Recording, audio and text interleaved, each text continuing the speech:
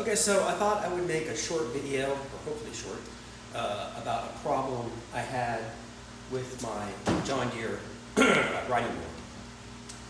I'm going to post this on YouTube, but I thought I'd throw it on TikTok just because somebody might have the same issue that I had and doesn't know what to do. So, if you are not interested in John Deere tractors or a repair job on a John Deere tractor, just scroll by because there's nothing funny in this. There's no hook at the end or anything like that. I'm not trying to sell anything or anything like that. There's something I ran into which I couldn't find the answer to. I thought would be helpful. So that being said, here it goes. So here's a problem that I ran into. The belt broke that drives the blades on this machine, which is not a big deal. I mean, that happens all the time to people. So go down to the John Deere place, get a new belt, take the mower deck off, and I'm not going to show you how to take the mower deck off. There's like a dozen videos on YouTube on how to do that. I'm here for a specific reason. But I do want to warn you or give you some advice first before you start. Take the key out of the ignition, and then also come over here to your engine, open it up, okay, and take your spark plug off. Disconnect the spark plugs. There's one on each side, okay, and just pull it off. Do it on the other side too, so there's no chance of this thing even starting up. And there's probably no chance of it starting up if they are connected, but why tempt fate? Okay? So, we got that done. What you do is you lower your mower deck all the way down, and then you pull out all the clips. It's really rudimentary. If you're hesitant about doing a job like this, replacing the belt, I wouldn't be. These things are really rudimentary as far as design. The deck is it is held on by 5 clips, not bolts or anything, just 5 clips that you just pull out. And then you disconnect the belt from the drive of the engine, slide it out, and replace the belt and slide it back under and put it back on. That's all you need to do. Okay? So here's the issue. I put the belt back on, got it running, took it out, I'm mowing the lawn, 5 minutes later, boom, the belt comes off. Gosh darn it, what did I do wrong? Hold on the garage, take the mower deck off again, put the belt back on, I didn't see anything wrong, took it back out, again, another 5 minutes or so, boom, belt flies off. Come back in, take the mower deck off one more time, and now I'm getting frustrated, and I can't think what the problem is. I mean, and then I thought the belt was twisted. Maybe it's twisted when I put it on. So I made sure it wasn't twisted up. It was all uniform. Put it back on. Same thing happened again. So now I don't know what to do. I looked on YouTube. There was nothing that addressed a belt flying off that I could find. And I was pretty diligent on my search. So now I'm stuck. So I started taking pictures of it, and I thought I was going to have to go down to John Deere, and I could ask a mechanic what he thought. Because here's what I discovered. Okay, so now we're looking at the mower deck, okay? I'm going to pull this off. I already took out the bolts because I knew I was going to take this off. It's 3 bolts and to take off, and they're 10 millimeter, just so you know. Everything on here is metric, by the way, which I was surprised, but anyway. So I'm just going to pull this off. Normally sell by bolts, but I took them out because I knew I was going to do this. So here's the belt, obviously. And it goes around, obviously, to the other side. I wish I would have done this, when it was off, but I wasn't really thinking about it. I just wanted to get this thing running again so I could mow the damn lawn because it was getting so long. So here is the pulley. And what I noticed was the angle. And I have some pictures I can show you, will in a little bit, that when I looked at it, it was tilted, the angle on this is correct angle, okay? It's almost flat, but it was tilted up, like another 10 degrees or so. And the belt was riding, not on the bottom or center, it was riding right on the top. Because I started it up, I ran the motor blades in here for like a minute. I got off the machine, I looked, and it's like way up here. And I was like, no wonder it's coming off, because it's just coming up to the top and then it's flying off. So I was like, what is wrong with this thing, So what I did was I just started feeling around back here, as I am right now, And all of a sudden, I felt sharp metal. And that's not a good sign, okay? So what I felt, the sharp metal, was it's called the Idler Arm. This thing right here, which this idler pulley sits on top of.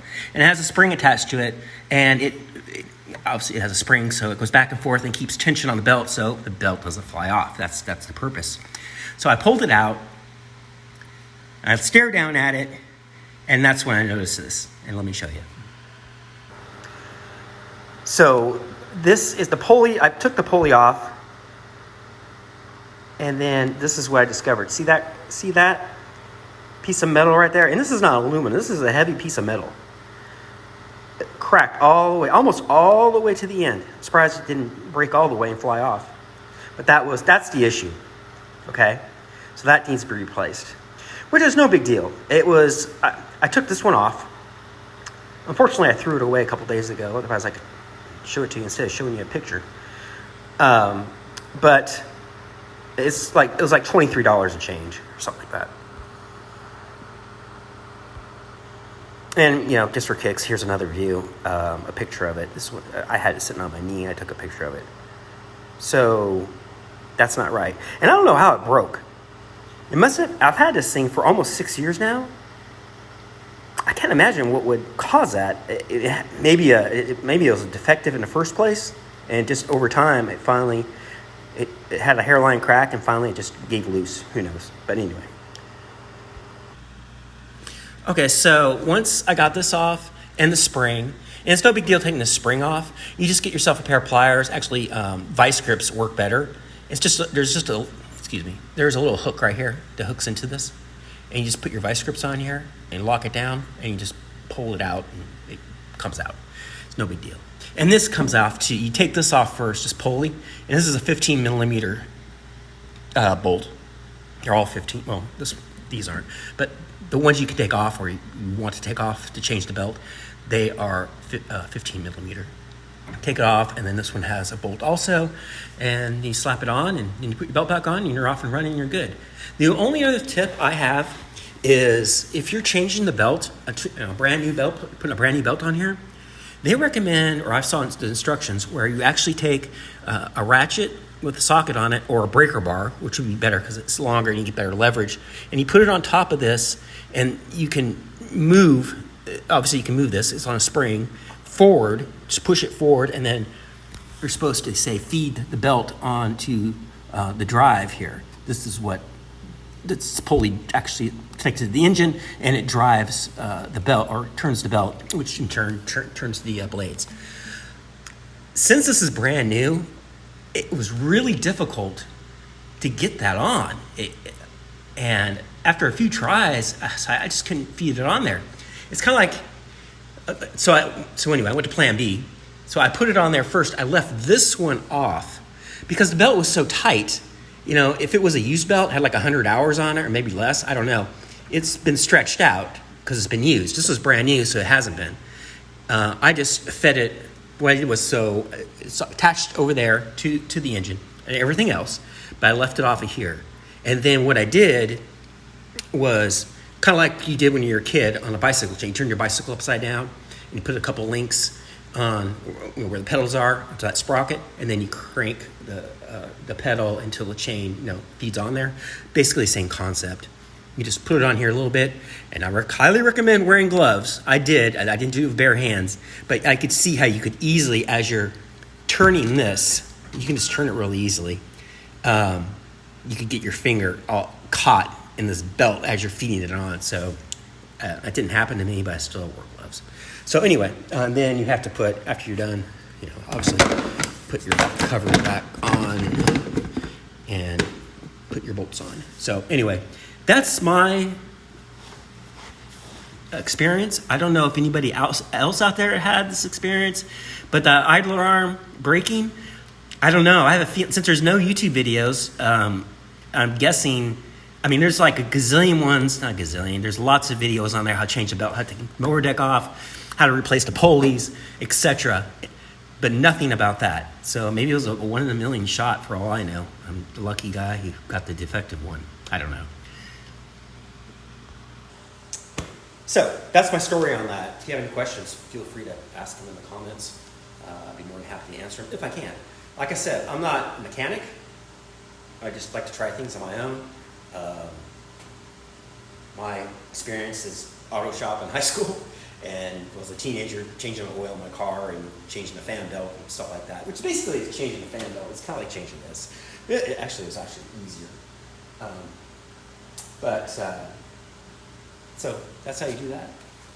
And if you have any questions, I don't know. Oh, by the way, this is a 100 series. It's the E160. I think all the 100 series, I might have said this already, all the 100 series are basically the same concept, I think, especially about changing the belt. I don't know about the Idler Arm. I'm assuming it might be smaller or a different shape or something like that, but they have to have that on there, I would imagine, to keep tension in the belt. That's just something that has to be on there. So, or maybe not, I don't know. But E160 has one, and that's the story on it. Thanks.